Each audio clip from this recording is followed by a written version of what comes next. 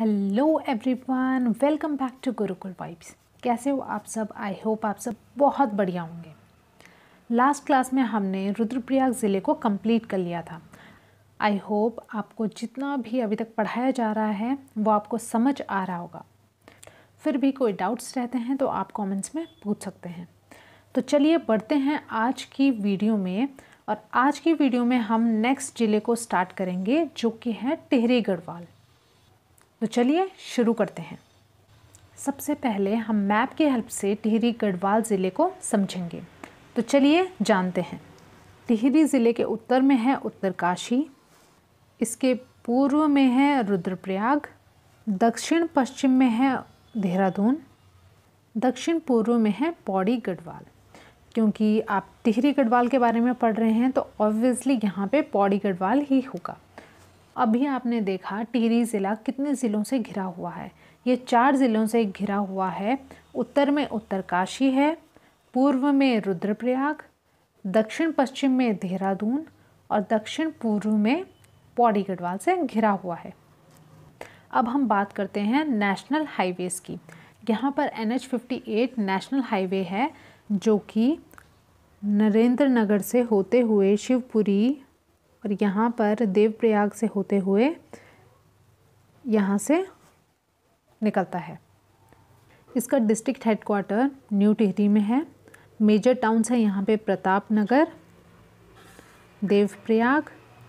ये दो आपको यहाँ पे मेजर टाउन्स देखने को मिलेंगे। ये तो हुई मैप की बात। अब आगे बढ़ते हैं थ्योरी की तरफ। टिहरी नगर किन नदियों के संगम पर बसा हुआ है? भागीरथी और भिलंगना नदियों के संगम पर टिहरी नगर बसा हुआ है। अब क्वेश्चन बनता है कि टिहरी नगर टिहरी डैम में कब विलीन हो गया था? टिहरी नगर 29 अक्टूबर 2005 को टिहरी डैम में विलीन हो गया था। टिहरी नगर की नींव राज्य की राजधानी के रूप में रखी थी सुदर्शन शाह ने, जो कि गढ़वाल का राजा था। और उसने इसकी नींव कब रखी थी? 30 दिसंबर 1815 को सुदर्शन शाह ने इसकी नींव रखी थी। एग्ज़ाम में ये भी क्वेश्चन पूछा जा सकता है कि टिहरी नगर को और किस नामों से जाना जाता है? इसे जाना जाता है गणेश प्रयाग, त्रिहरी और धनुष तीर्थ के नाम से जाना जाता है। और ऐसा भी कहा जाता है कि यहाँ पर घृत गंगा नाम की नदी का संगम भी होता था जो कि बाद में लुप्त हो गई थी, यानी कि गायब हो गई थी। अब क्वेश्चन आ सकता है कि टिहरी को कब अलग जनपद के रूप में गठित किया गया था? 1 अगस्त 1949 को टिहरी को एक अलग जनपद के रूप में गठित किया गया था। इसके गठन से पहले ये जनपद टिहरी रियासत कहलाता था। बाद में इसे काटकर 1960 में उत्तरकाशी को और 1997 में रुद्रप्रयाग ज़िले को बनाया गया था। जब हमारा टिहरी डैम बना था उसके बाद सरकार ने, क्योंकि पुरानी टिहरी तो आपने देखा कि डैम में ही विलीन हो गई थी, तो उसके बाद सरकार ने नई टिहरी नाम से एक नगर बसाया और जो भी पुराने टिहरी में रहने वाले लोग थे उन्हें नई टिहरी में पुनर्वास किया। पहले टिहरी नगर का मुख्यालय नरेंद्र नगर में था, लेकिन जब नई टिहरी का निर्माण किया गया उसके बाद सारे कार्यालयों को यहीं लाया गया, यानी कि नई टिहरी में लाया गया। अब जान लेते हैं कि टिहरी के कुछ प्रमुख स्थल भी हैं, जैसे कि देवप्रयाग। देवप्रयाग भागीरथी और अलकनंदा नदियों के संगम पर बसा हुआ है और इसकी ऊंचाई समुद्र तल से 472 मीटर है। अब इसमें एक क्वेश्चन ये भी आ सकता है कि सास और बहू किसे कहा जाता है? तो आपका आंसर होगा भागीरथी को सास कहा जाता है और अलकनंदा को बहू कहा जाता है। देवप्रयाग के पास ही 2 झूला पुल भी हैं, एक भागीरथी नदी पर है और एक अलकनंदा नदी पर है। देवप्रयाग में 2 कुंड भी हैं। पहला है ब्रह्म कुंड जो कि भागीरथी की ओर है और दूसरा है वशिष्ठ कुंड जो कि अलकनंदा की ओर है। देवप्रयाग में आपको एक बहुत ही यूनिक सी चीज़ देखने को मिलेगी। यहाँ पर आपको कौवे कहीं भी नहीं दिखाई देते हैं। देवप्रयाग में ही एक रघुनाथ मंदिर है जिसे कि हम राम मंदिर भी कहते हैं। ऐसा माना जाता है कि भगवान राम ने रावण के वध के बाद यहाँ की यात्रा की थी और इसी घटना का साक्षी है ये रघुनाथ या राम मंदिर। रघुनाथ या राम मंदिर कौन सी शैली का है? ये द्रविड़ शैली का है और इसका पुनर्निर्माण आदि गुरु शंकराचार्य ने किया था। इसी मंदिर के प्रवेश द्वार पर मथुरा वैराणी द्वारा पृथ्वी शाह के शासनकाल का एक लेख अंकित किया गया है। मथुरा वैराणी कौन थी? माधव सिंह भंडारी की पुत्रवधू। उन्होंने यहाँ पर एक लेख अंकित किया था। अब ये क्वेश्चन पूछा जा सकता है कि देवप्रयाग को किस और नाम से भी जाना जाता है? इसे सुदर्शन क्षेत्र भी कहा जाता है। ऐसा भी माना जाता है कि देव शर्मा नाम के ऋषि थे जिन्होंने यहाँ पर तप किया था, जिससे इसका नाम देवप्रयाग पड़ा था। देवप्रयाग को इंद्रप्रयाग भी कहा जाता है। क्यों कहा जाता है? क्योंकि ऐसी मान्यता है कि इंद्र ने इसी स्थान पर शिव से वरदान प्राप्त किया था, जिस वजह से इंद्र ने दधीचि ऋषि की हड्डियों से बने वज्र का प्रयोग करके वृत्तासुर नाम के राक्षस को युद्ध में हराया था। इसी संगम पर पिंडदान का भी विशेष महत्व माना जाता है। अब बात करते हैं चंद्रबदनी की। चंद्रबदनी एक मंदिर है और आप में से बहुत से बच्चे अगर टिहरी ज़िले से होंगे तो उन्हें इस मंदिर के बारे में पता ही होगा, बिकॉज़ ये बहुत ही फेमस मंदिर है। तो आइए जानते हैं आज इसके बारे में। टिहरी से श्रीनगर जाते हुए कांडीखाल नाम की एक जगह है, वहाँ से 8 किलोमीटर पैदल चलने पर आपको ये मंदिर मिलेगा। ये मंदिर कौन से पर्वत पर स्थित है? चंद्रकूट पर्वत पर, और यहाँ पर अखंड ज्योति निरंतर प्रज्वलित रहती है।